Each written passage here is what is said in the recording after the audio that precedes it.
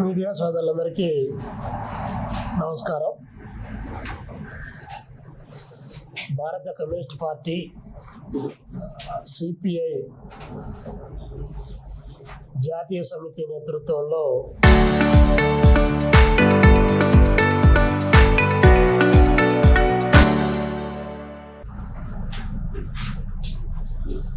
బదలావో జరూరీ high, మార్పు కావాలి అనేటువంటి నినాదంతో దేశవ్యాప్తంగా ప్రచార పాదయాత్రల ఆందోళన కార్యక్రమానికి సిపిఐ జాతీయ సమితి పిలుపునిచ్చింది. అందులో భాగంగా కేంద్ర రాష్ట్ర ప్రభుత్వాలు అవలంబిస్తున్నటువంటి ప్రజా వ్యతిరేక విధానాలపైన ప్రజల పక్షాన ఈ కార్యక్రమానికి ఆంధ్రప్రదేశ్లో శ్రీకారం చుడుతూ ఉన్నాం. ఈ నేపథ్యంలో ఆగస్టు 6వ తారీఖు నుంచి ఆగస్టు 15వ తారీఖు వరకు 28 జిల్లాల్లో 175 నియోజకవర్గాల్లో దాదాపు 680 మండల కేంద్రాల్లో వేలాది గ్రామీణ ప్రాంతాల్లో ఈ కార్యక్రమం కొనసాగుతుంది. ఇందులో ప్రధానంగా ధరలు విపరీతంగా పెరుగుతున్నటువంటిది, ప్రజల జీవితాలను బ్లాక్ మార్కెట్గా అప్పగించినటువంటి వైనం పైన, జరుగుతున్నటువంటి సార్వత్రిక ఎన్నికలు బ్యాలెట్ పద్ధతుల్లో నిర్వహించాలనే అంశం, మహిళా రిజర్వేషన్ బిల్లుకు సంబంధించి, నిరుద్యోగ సమస్యకు పరిష్కారం చూపించాలి, నినాదాలే కాదు విధానాలు కూడా కావాలనేటువంటి అంశం పైన, విద్య వైద్యాన్ని అమ్మకానికి పెట్టద్దు, విపిన వీధిలో తాకట్టు పెట్టద్దు, విద్యా వైద్యం సార్వత్రికం చేయాలనేటువంటి అంశాలపైన ఇత్యాది అంశాలపైన దేశవ్యాప్తంగా ఈ ప్రచార క్యాంపెయిన్ కొనసాగుతుంది. ఆంధ్రప్రదేశ్లో ఈ 15వ తారీఖు తర్వాత 17వ తారీఖు నుంచి 28వ తారీఖు వరకు సిపిఐ దాని అనుబంధ సంఘాల నేతృత్వంలో రాష్ట్ర వ్యాప్తంగా పెద్ద ఎత్తున ఎవ్రీడే ఒక ప్రజా సంఘం ప్రత్యక్ష ఆందోళన ద్వారా వారి సమస్యలను కేంద్ర రాష్ట్ర ప్రభుత్వాల ఎజెండాలోకి తీసుకొని రావడానికి, వాటి పరిష్కార మార్గం కోసం ప్రత్యక్ష పోరాటంలో భాగస్వాములు అవుతారు. తదనంతరం సెప్టెంబర్ 1వ తారీఖున రాష్ట్ర వ్యాప్తంగా దేశంలో ఉన్నటువంటి 29 రాష్ట్రాల నుంచి లక్షలాది మంది ఢిల్లీ నగరంలో రామ్లీలా మైదానంలో పోరాటానికి శ్రీకారం చుడుతూ ఉన్నాం. ఈ నేపథ్యంలో ఆంధ్రప్రదేశ్ నుంచి కూడా 3000 మంది ఇప్పటికే అనేక ట్రైన్స్లో కూడా టికెట్లను కన్ఫర్మ్ చేసుకొని పెద్ద ఎత్తున ఢిల్లీకి తరలిపోవడానికి కావాల్సినటువంటి కార్యాచరణకు సిద్ధమైనటువంటి సందర్భం. మరి కేంద్రంలో నరేంద్ర మోడీ గారు అధికారంలోకి వచ్చినటువంటి ఈ 12 సంవత్సరాల కాలంలో దేశ పరిపాలన వ్యవస్థ పూర్తిగా విధ్వంసం వైపున పరుగులు తీస్తూ ఉంది. దాన్ని ఎక్కడ కూడా నియంత్రించడానికి కావాల్సినటువంటి ప్రయత్నం చేయకపోగా ఈరోజు ఆదివాసుల దగ్గర నుంచి, గిరిజనుల దగ్గర నుంచి, విద్యార్థి మహిళల వరకు, నిరుద్యోగ యువత వరకు, రైతాంగం వ్యవసాయ కార్మికుల వరకు అన్ని వర్గాల వారు కూడా తీవ్రమైనటువంటి ఆవేదన చెందుతూ ఉన్నారు.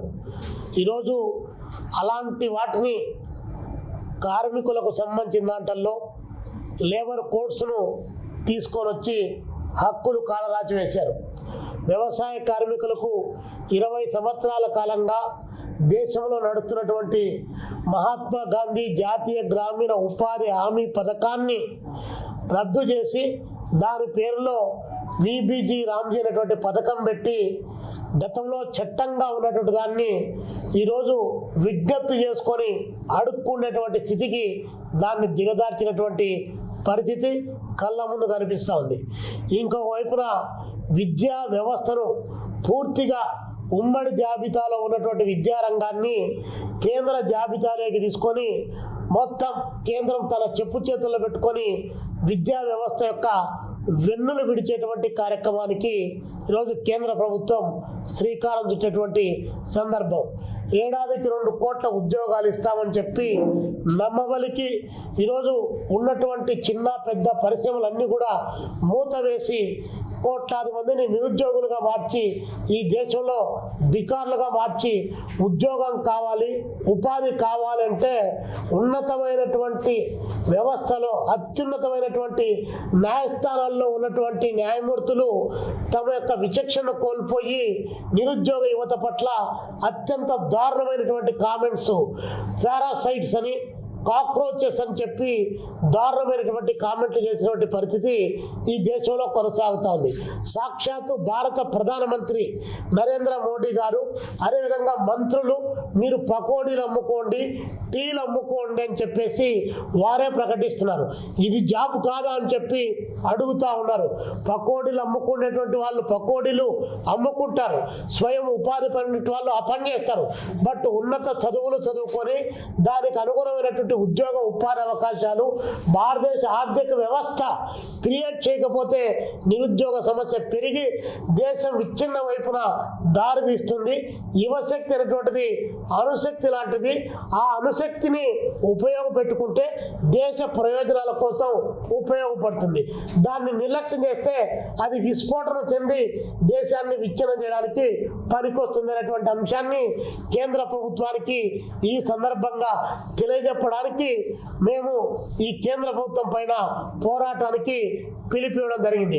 మార్పు అనేటువంటిది అనివార్యంగా రావాల్సినటువంటి అవసరం ఈరోజు దేశంలో అన్ని వర్గాల్లో కూడా కోరుకుంటున్నటువంటిది. కాబట్టి మార్పు అవసరమైనటువంటి టైటిల్ పైన దేశవ్యాప్తంగా ఈ ప్రచార క్యాంపెయిన్కు సిపిఐ శ్రీకారం చుట్టింది. ఈ క్యాంపెయిన్లో ప్రజలు పాల్గొనడంతో పాటు ప్రత్యక్షంగా పరోక్షంగా అదేవిధంగా మీకున్నటువంటి భావజాలాన్ని విస్తృతంగా ప్రచారం చేసి కేంద్ర ప్రభుత్వం యొక్క నియంతృత్వ విధానాలపైన, ప్రజా వ్యతిరేక విధానాలపైన మీ నిరసనలు ఏ రూపంలో తెలియజేయాలనుకుంటే ఆ రూపంలో తెలియజేయమని చెప్పేసి ప్రజలకందరికి కూడా పిలుపునిస్తూ ఉన్నాం. రెండో అంశం, ఈరోజు దేశవ్యాప్తంగా కాక్రోచ్ పార్టీ ఆఫ్ ఇండియా నేతృత్వంలో చాలా పెద్ద ఎత్తున ఆందోళన కార్యక్రమం కొనసాగుతూ ఉంది. నీట్ పేపర్ లీకేజ్ అయింది, దానికి బాధ్యులైనటువంటి వారిని కఠినంగా శిక్షించండి. 20 మంది విద్యార్థులు ఆత్మహత్య చేసుకున్నారు. ఆత్మహత్య అయినటువంటి ప్రతి కుటుంబానికి ₹1 కోటి డబ్బులు ఇవ్వమని చెప్పేసి, అదేవిధంగా నీటును ఎన్టీఏకు అప్పగించద్దు, పైగా ఏ రాష్ట్రానికి ఆ రాష్ట్రం మెడికల్ ఎంట్రన్స్ టెస్ట్ నిర్వహించుకోవడానికి అవకాశం ఇవ్వాలి. ఏదైనా ఇలాంటి పరిస్థితి వస్తే ఆ రాష్ట్రం వరకే నష్టం జరుగుతుంది తప్ప వేరేది రాదని చెప్పేసి ఒకవైపున డిమాండ్ చేస్తూ ఆందోళన చేస్తూ ఉంటే ఈ కేంద్ర ప్రభుత్వం కనీసం ఇంతవరకు స్పందించినటువంటి పాపాన పోగా ఈరోజు నిన్న 20వ తారీఖు ఢిల్లీ కేంద్రంగా ఆందోళన చేస్తే విచక్షణారహితంగా లాఠీ చార్జ్ చేయడం, కర్కశంగా అమానుషంగా అమానవీయంగా దాడి చేయడం, మహిళలని కూడా చూడకుండా మీరు ఈ పత్రికా పరిభాషలో లేదా మీడియాలో చెప్పలేనటువంటి పద్ధతుల్లో వారిని తాకకూడనటువంటి ప్రైవేట్ పార్ట్స్లో తాకి మీ లాఠీ కర్రలతో వారిని పొడుస్తూ ఉంటే సభ్య సమాజం తలదించుకునే పద్ధతిలో ఈరోజు దేశవ్యాప్తంగా ఇది కొనసాగుతూ ఉంది. మేము అడుగుతా ఉన్నాం, ధర్మేంద్ర ప్రధాన్ గారిని 1996లో మీరు ఒరిస్సాలో ఉన్నప్పుడు, ఏబీవీపీ జాతీయ కార్యదర్శిగా ఉన్నప్పుడు ఒరిస్సాలో ఒక పరీక్ష పేపర్ లీకేజ్ అయితే మీరు ఆందోళన చేయలేదా? మీ బొక్కలు అక్కడ ఒరిస్సాలో ఇరగలేదా? ఇరిగినా పొద్దు సంతోషంగా మీరు కొట్టండి కొట్టండి అని చెప్పి మీరేమన్నా పిలిపించారా? మీరు ఆందోళన చేయలేదా?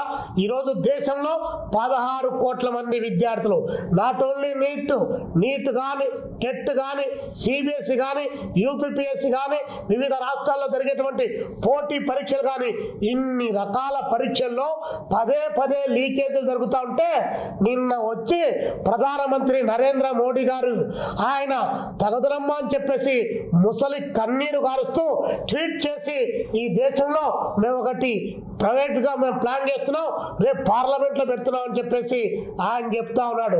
నిజంగానే ఈ దేశానికి మీరు ప్రధానమంత్రి అయితే ఈ దేశ విద్యార్థుల భవితవ్యం మీరు కోరుకుంటే, మీకు ఆ చిత్తశుద్ధి ఉంటే మీరు ప్రెస్ కాన్ఫరెన్స్ పెట్టి ఈరోజు దాన్ని అడ్రస్ చేయండి. అంతేగాని చీకటి గదుల్లో కూర్చొని ఇక్కడ ఉన్నటువంటి వాళ్ళకు నీతి సూత్రాలు ఇవన్నీ వల్లించడం కాదు కావాల్సిందని ప్రధానమంత్రి గారికి మేము విజ్ఞప్తి చేస్తున్నాం. ఇక్కడ జరిగేటువంటి ఆందోళన కార్యక్రమానికి ఆంధ్రప్రదేశ్ కమ్యూనిస్టు సమితి సంపూర్ణమైన మద్దతును ప్రకటించడమే కాకుండా ప్రత్యక్ష ఆందోళనలో మేము భాగస్వాములు అవుతా ఉన్నాం. ప్రధానమంత్రి గారు రాజీనామా చేయమని చెప్పే మేము డిమాండ్ చేస్తున్నాం. ధర్మేంద్ర ప్రధాని కాదు కావాల్సింది, మీరు రాజీనామా చేయండి. ఎందుకంటే ఈ దేశానికి మీరు ప్రధానమంత్రి, మీరు అతని దగ్గర నుంచి రాజీనామా తీసుకునేటువంటి స్థితిలో మీరు లేనటువంటి సందర్భంలో మీరు నైతిక బాధ్యత వహిస్తూ రాజీనామా చేయమని చెప్పి మేము కోరుతా ఉన్నాం. మరి ఇంత పెద్ద ఎత్తున జరుగుతూ ఉంటే 45 సంవత్సరాల విజనరీ చంద్రబాబు నాయుడు గారు కానీ ప్రశ్నిస్తా, నిలదీస్తా, నిగ్గదీస్తా అని చెప్పి అడిగినటువంటి యంగ్ ఇండియాకు నాయకత్వం వహిస్తున్నా అని చెప్తున్నటువంటి పవన్ కళ్యాణ్ గారు కానీ మీరు ఏ కలుగుల్లో దాక్కున్నారు? ఇక్కడ ప్రజాస్వామిక విలువలు కానీ, ఇక్కడ విద్యార్థుల పైన జరుగుతున్నటువంటి లాఠీల నాట్యం కానీ, బాసువాయి గోల ప్రయోగాలు కానీ, రబ్బర్ బుల్లెట్లు కానీ, లేకపోతే ఇనుప చువ్వలకు అక్కడ కడ్డీలు పెట్టి కొట్టేటువంటి దెబ్బలు కానీ మీ కళ్ళకు కనిపించలేదా? ఇదేనా మీరు నమ్మినటువంటి ప్రజాస్వామ్యం? మీరు ఖండించలేరా? మీరు దానిపైన మాట్లాడలేరా అని చెప్పి ఈ కూటమి ప్రభుత్వాన్ని అడుగుతున్నాం. చంద్రబాబు నాయుడు గారు మీకు ఇప్పటికైనా మించిపోయింది లేదు. మీ యొక్క భుజ స్కంధాలపైనే కేంద్ర ప్రభుత్వం అధికారంలో ఉంది కాబట్టి దారుణాతి దారుణంగా ఈ రాష్ట్రంలో 85,000 మంది నీట్ ఎగ్జామ్ రాసినటువంటి విద్యార్థులు ఇబ్బందులు పడ్డారు కాబట్టి మీరు కేంద్ర ప్రభుత్వానికి మద్దతునైనా ఉపసంహరించుకోండి, లేదా జరిగేటువంటి ఆందోళన కార్యక్రమానికి మద్దతు ప్రకటించండి. మీకు చేతనైతే మీ కూటమి ప్రభుత్వమే కాబట్టి ఢిల్లీకి పోయి కూర్చొని చర్చలు జరిపి ధర్మేంద్ర ప్రధాన్ గారితో రాజీనామా చేయించమని చెప్పి మేము సిపిఐగా కోరుతా ఉన్నాం. ఆయన సిజేఐ గారు మాట్లాడుతున్నారు, సుప్రీంకోర్టు చీఫ్ జస్టిస్ గారు సూర్యకాంత్ మిశ్రా గారు మాట్లాడుతున్నారు. మాకు చూడ్డానికి టైం లేదు, దాన్ని ఎంటర్టైన్ చేసేటువంటి అవకాశమే లేదని చెప్పి ఇంకా ఏం చేస్తారు సార్ మీరు? ఈ దేశంలో ప్రజాస్వామిక వ్యవస్థలు విఫలమైన తర్వాత, నియంతృత్వం జరిగిన తర్వాత దాని అల్టిమేట్ సుప్రీంకోర్టుకే వస్తారు. ఆ సుప్రీంకోర్టు న్యాయమూర్తే మేమేం చేయలేమంటే మరి మీరు జరిగేటువంటి దారుణ మారణ కాండకు మీరు సపోర్ట్ చేస్తున్నారని చెప్పి సుప్రీంకోర్టు ప్రధాన న్యాయమూర్తిని మేము అడుగుతా ఉన్నాం. కాబట్టి సుప్రీంకోర్టు ప్రధాన న్యాయమూర్తిగా మీకు ఆ టైం లేదు, చూసే ఓపిక మీకు లేదన్నప్పుడు మీరు ఆ పదవిలో ఉండడం అనవసరం, కొనసాగడం అంతకంటే ఈ దేశానికి దౌర్భాగ్యం మరొకట్లేదు. కాబట్టి సిజేఐకి రాజీనామా చేయండి. ఇంకొకరికి టైం ఉన్నట్టు వాళ్ళు వచ్చి దాన్ని పరిష్కరిస్తారని చెప్పేసి ఈ సందర్భంగా సిజేఐ గారికి కూడా మేము విజ్ఞప్తి చేస్తున్నాం. ఈ నేపథ్యంలో భారత కమ్యూనిస్ట్ పార్టీ సిపిఐ జాతీయ సమితి పిలుపు మేరకు రేపు 27వ తారీఖు ఆల్ జిల్లా కలెక్టరేట్స్, అదేవిధంగా లోక్ భవన్, అదే రాజ్ భవన్ అలియాస్ రాజ్భవన్ల ముందు ఆందోళన కార్యక్రమానికి పిలిపివ్వడం జరిగింది. కాబట్టి ధర్మేంద్ర ప్రధాన్ ఆయన బర్తరఫ్ చేస్తారా? ప్రధానమంత్రిగా మీరు విఫలమైనారని ఒప్పుకొని మీరు రాజీనామా చేస్తారా అని డిమాండ్ చేస్తూ ఈ యొక్క కార్యక్రమానికి శ్రీకారం చుట్టడానికి మేము పిలుపునిస్తున్నాం. 27వ తారీఖు ఈ ఆంధ్రప్రదేశ్లో ఉన్నటువంటి అన్ని జిల్లా కలెక్టరేట్ల ముందు, రాజ్భవన్ ముందుకు ఆందోళన కార్యక్రమానికి సిపిఐ, అదేవిధంగా అభ్యుదయ కాముకులు, మేధావులు, డాక్టర్లు, లాయర్లు ఈ ఉద్యమానికి మద్దతు పలికి ఈ ఆందోళనలో పాల్గొనమని చెప్పేసి వారికి పిలుపునిస్తున్నాం. చివరిగా జగన్మోహన్ రెడ్డి గారికి ఒక విజ్ఞప్తి చేస్తా ఉన్నాం. మీరు ట్వీట్ చేశారు, అభినందించదగ్గ విషయమే. కనీసం ఆ మేరకైనా సరే మీ కంప్యూటర్ కదిలినందుకు మేము ఆనందపడతా ఉన్నాం. రేపు ఈ యొక్క జరిగేటువంటి ఆందోళన కార్యక్రమాన్ని, ఈ లాఠీ చార్జిని మీరు ఖండించడంతో పాటు పార్లమెంటులో ప్రతిపక్షాలతో కలిపి మీ గళాన్ని ఇప్పండి. మేము కూడా జెంజీతో సమానమే అని మీరు చెప్పారు కాబట్టి ఆ జెంజీని అది పోతా ఉంది, అది ఒకవైపున పోతా ఉంది. దాంతో పాటు మీరు వచ్చి వారి హక్కులు కాపాడమని చెప్పేసి మేము జగన్మోహన్ రెడ్డి గారికి కూడా విజ్ఞప్తి చేస్తా ఉన్నాం.